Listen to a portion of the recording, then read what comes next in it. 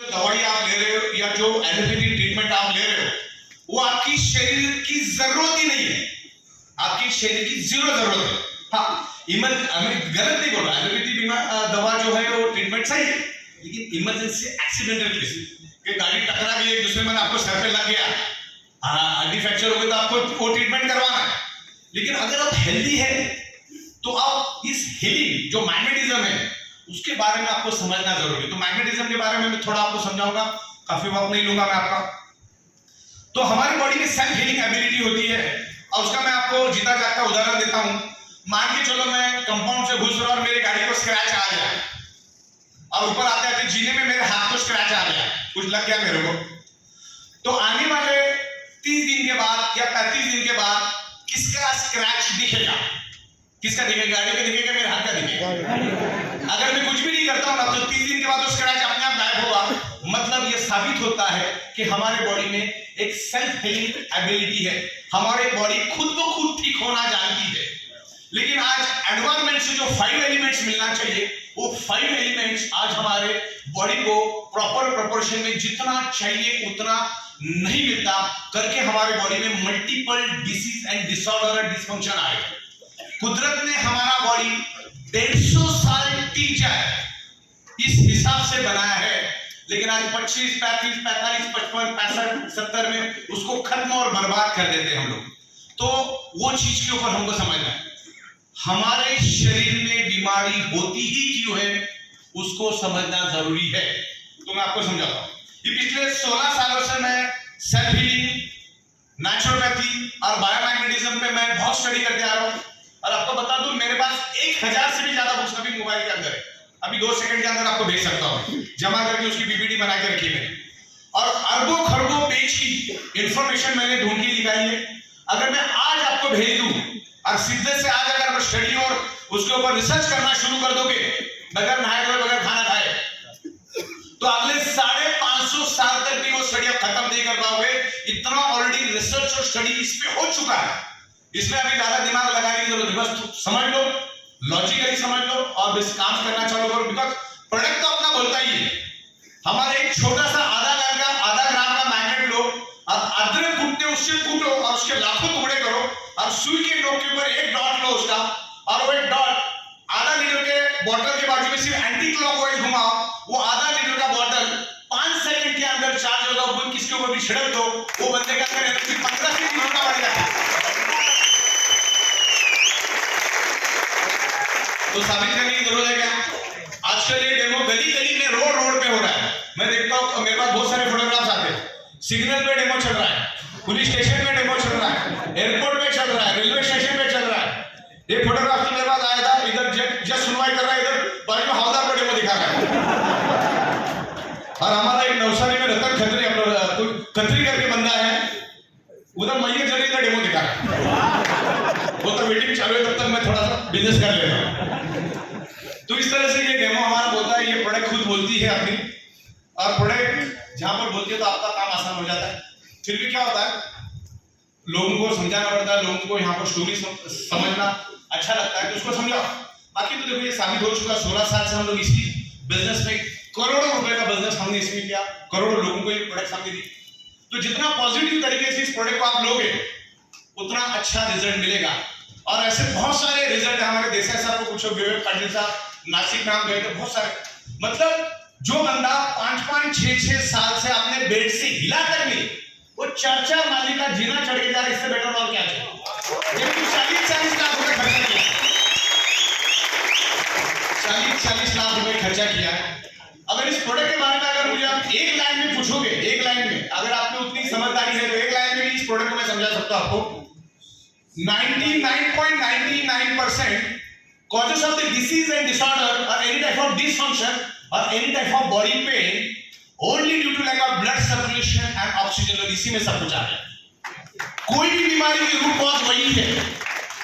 दुनिया की सारी मेडिकल साइंस की किताबें पढ़ लो, घुमा फिरा के आपको वहीं पर आना होगा।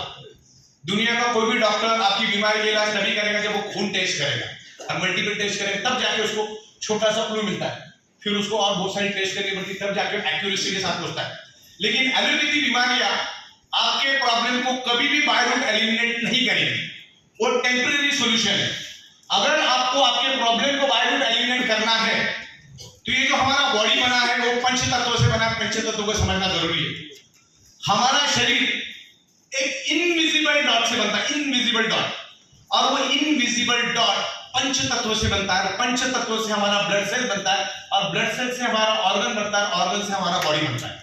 सिंपल है। तो उसके बारे में मैं थोड़ा सा समझाऊं कि मैग्नेटिज्म, ब्लड सर्कुलेशन, ऑक्सीजन और ब्लड सेल्स का क्या कनेक्शन है, उसके बारे में आज हम लोग यहाँ पर डिस्कस करेंगे। बोल तो नहीं हो ना आप लोग? चलो बेहतर। ये चीज अगर आप समझ गए तो साइंटिफिक वे से आप लोगों को समझा सकते कि क्या है बायोमैग्नेटिज्म। देखिए, हमारा टोटल बॉडी अरबों खरबों ब्लड सेल से बना है और ब्लड सेल्स का, भाई साहब तुम बाहर बैठे, अंदर किसी मत बैठो।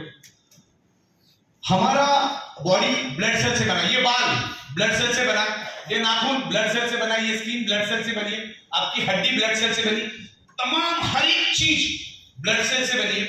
और ब्लड सेल्स का प्राइमरी खुराक है ऑक्सीजन। इधर तमाम जितने भी लोग बैठे हैं जिनका बॉडी का वेट 65 kg एंड अबव है, उनको 7 दिन यहीं पर बिठा के रखा जाए, खाना नहीं दिया जाए ना, तो भी वो जिंदा बचेंगे। 17 से 20 दिन तक पानी नहीं भी देंगे ना, तो भी वो जिंदा रहेंगे। लेकिन मुझे बताओ, चंद सेकंड भी अगर ऑक्सीजन नहीं मिलेगा तो कोई बच सकता है क्या? किसी को डाउट होता है, अपना नाक खुद ही दबा लो, पता चल जाएगा। तो ये ऑक्सीजन जो है पूरे शरीर में फैलाने में ये मैग्नेट बहुत मदद करता है। और इसका साइंस भी मैं बताता हूँ, आपने स्कूल में भी पढ़ा, आपके 7वीं 8वीं 10वीं के बच्चे अगर आपके घर में, तो उनकी किताबों में यही लिखा जो मैं बोल रहा हूँ। मैं कुछ अलग नहीं कर रहा, ये कोई मैंने निजात नहीं किया, ये ऑलरेडी साइंस है। जो साइंस आप भूल चुके उसको याद दिलाने का काम नहीं कर रहा, बाकी कुछ नहीं कर रहा।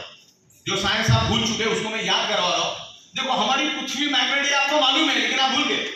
और मैग्नेट क्यों है ये मालूम नहीं है। खाली स्कूल में पास करने के लिए हमने लिखते थे कि भाई हमारा अर्थ इज ह्यूज मैग्नेट। हमारी पृथ्वी खुद एक मैग्नेट है। पृथ्वी के नीचे जब आप 5000 किलोमीटर नीचे जाओगे तो एक आउटर कोर करके एरिया है। वो आउटर कोर तीसरा कुछ नहीं है, वो लोहे का और निकेल का एक बहुत बड़ा समंदर है। आज तक आपने जितना भी बड़ा समंदर देखा होगा उससे 1000 गुना बड़ा लोहे का गर्म समंदर पृथ्वी के पेट में 5-6000 किलोमीटर अंदर लोहे का समंदर, और वो भी है 6000 डिग्री सेल्सियस गर्म। अब लोग बोलेंगे 6000 डिग्री सेल्सियस मतलब कितना गर्म है? 1500 डिग्री सेल्सियस में लोहा पानी बन जाता है, तो अब 6000 डिग्री सेल्सियस का अनुमान लगाइए।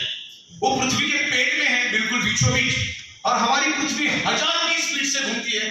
जब वो पृथ्वी हजारों की स्पीड से घूमती है तब साथ साथ में वो लोहे का पानी भी पृथ्वी के अंदर घूमता है और उससे एक हाई इंटेंसिटी का इलेक्ट्रिसिटी पैदा होता है। और वही इलेक्ट्रिसिटी आगे जाके इनविजिबल मैग्नेटिक फ्रीक्वेंसी में कन्वर्ट होता है। मैग्नेटिक फ्रीक्वेंसी को आप कभी देख नहीं सकते। जैसे इस हॉल में ऑक्सीजन है करके आप जिंदा है ना, वैसे इस हॉल के अंदर एनवायरमेंट में हर जगह पे पृथ्वी की इलेक्ट्रोमैग्नेटिक फ्रीक्वेंसी है। इलेक्ट्रोमैग्नेटिक फ्रीक्वेंसी को आप देख नहीं सकते क्योंकि इलेक्ट्रोमैग्नेटिक फ्रीक्वेंसी लाइट से भी 20 करोड़ टाइम फास्टर है। लाइट से भी 20 करोड़ टाइम फास्टर का मतलब होता है लाइट पर सेकंड 3 लाख किलोमीटर की स्पीड से रन होती है, उससे 20 crore time faster magnetic frequency, जो आंखों से कभी देख ही नहीं सकते। लेकिन इस हॉल में हम लोग बिल्कुल मैग्नेटिक फ्रीक्वेंसी के बीच बैठे हुए, जैसे चारों ओर ऑक्सीजन है ना, लेकिन अगर मुझे कोई पूछेगा घुट के इधर उधर ऑक्सीजन की तरह दिखाओ तो मैं दिखा नहीं सकता, बराबर। तो इधर मैग्नेटिक फ्रीक्वेंसी भी अवेलेबल है, लेकिन दूसरा सबसे बड़ा ड्रॉबैक है उसके बाजू के 3 फीट में लोहा भी अवेलेबल है। ये फ्लोरिंग लोहे की है, छत लोहे का, बीट कॉलम लोहे के, आजू बाजू में अरबों खरबों टन का लोहा हमारे 1.5 फीट 2 फीट में पड़ा है, जबकि ये 150 साल पहले था ही नहीं। जो एनवायरमेंट में पोलराइजेशन पैदा हो रहा है, जो इलेक्ट्रोमैग्नेटिक फ्रीक्वेंसी है, वो लोहा अपनी ओर खींचता है, जो कि मैग्नेटिक फ्रीक्वेंसी कुदरत ने हमारे शरीर को जिंदा रखने के लिए दी है। हमारा शरीर पंच तत्वों से बनता है, हवा, पानी, खुराक, सनरेज, और fifth element is a magnetic element. Magnetic elements अगर आपको नहीं मिलेगा तो आपका शरीर बन ही नहीं सकता। जैसे आपके पास आटा है लेकिन पानी नहीं है तो रोटी बन सकती है क्या? आटा है, चूल्हा है, सब कुछ है, सिर्फ पानी मिसेंगे तो बन सकती है रोटी? वैसे ही आपको अगर 4 एलिमेंट्स मिल भी गया, 5वां एलिमेंट नहीं मिलेगा तो शरीर बन नहीं सकता। और आपने देखा कि जो बच्चा होता है वो क्या होता है, माँ के पेट में होता है, और माँ के पेट में किससे कनेक्टेड होता है, वो नाभि के साथ। और बॉडी इज स्पंज, जैसे स्पंज को मैं पानी में डालूंगा तो स्पंज कैसा पानी को एब्सॉर्ब करता है, हमारे बॉडी के अंदर 50 लाख पोर्स है, और इन 50 लाख पोर्स से हमारा बॉडी सराउंडिंग के एनवायरनमेंट की मैग्नेटिक फ्रीक्वेंसी को खींचता है, और नाभि के जरिए पूरे शरीर में वो मैग्नेटिक फ्रीक्वेंसी फैलती है। और आपने ज्यादातर आमतौर पे अक्सर देखा है कि आपके नाभि के अंदर आपको कचरा मिलता है, भरपूर पैमाने पे मिलता है कि नहीं मिलता, कोई पड़ोसी नहीं फेंके जाता है। हमारा बॉडी जब मैग्नेटिक फ्रीक्वेंसी को खींचता है तब अपने आप वो सराउंडिंग का कचरा भी खींचता है। और आपने देखा होगा बच्चा जब पेट से बाहर आता है तो सबसे पहले उसका नाभि काटा जाता है, तब उसको एनवायरनमेंट से मैग्नेटिक फ्रीक्वेंसी मिलती है। अगर मैग्नेटिक फ्रीक्वेंसी क्या करता है, माँ के नाभि के जरिए बच्चे को मिलती रहती है। बाकी खुराक तो माँ देती ही है, लेकिन नाभि के जरिए उसको एनवायरनमेंट की मैग्नेटिक फ्रीक्वेंसी मिलती है, तब जाके उसका शरीर बनता है। तो मैग्नेट का कनेक्शन और ब्लड सर्कुलेशन, ऑक्सीजन का कनेक्शन के बारे में मैं अगले 5 मिनट में बताऊंगा। फिर थोड़ा बहुत हम बिजनेस के बारे में बात करेंगे, फिर हम लोग यहां पर विराम करेंगे। ओके, तो 2 सेकेंड।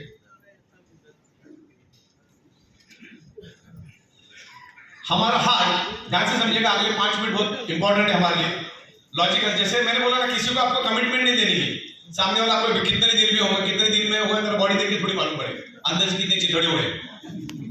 तो कैसे समझा के मैं बताता हूं। अब महज एक 5-10 हजार की चीजें था, एक मिडिल